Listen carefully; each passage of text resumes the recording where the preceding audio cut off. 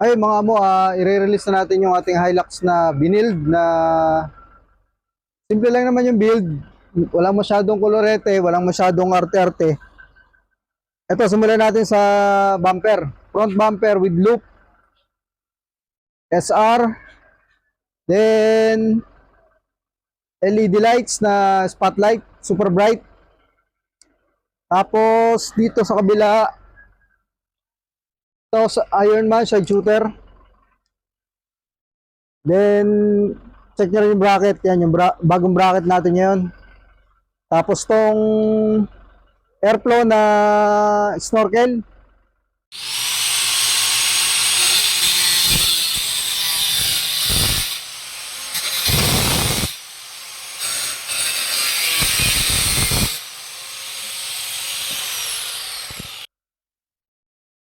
Sa taas.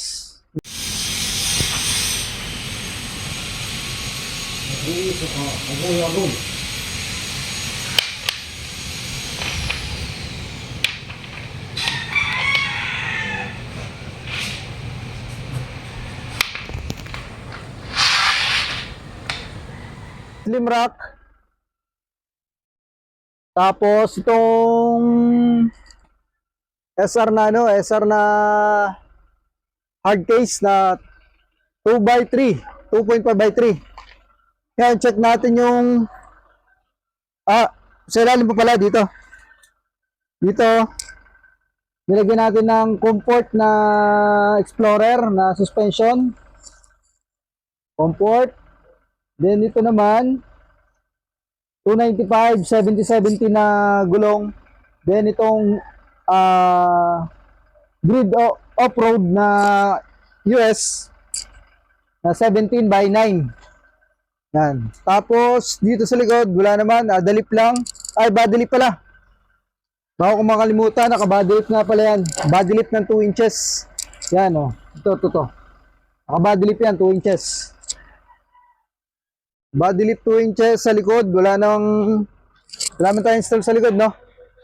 Sarap lang. So, testingin natin yung medyo maliwanag pa lang ngayon yung panahon. Pero testing natin ilaw. Side shooter.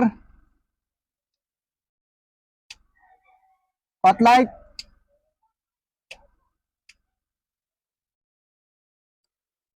Ayan, simpleng build lang naman. Wala namang masyadong special. Pero yan, kitang-kita nyo naman. Lutang na lutang. Standout na standout. Conquest.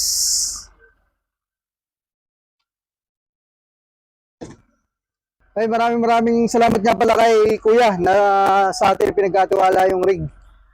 Ayun. Kuya, taga saan kayo? Diyan lang sa Gentry. Gentry. Kaya sa mga gusto magpa-build ng kanilang mga rig, Winch Point Off-Road, Bermosa Dang Hari, Luz Cavite. Thank you.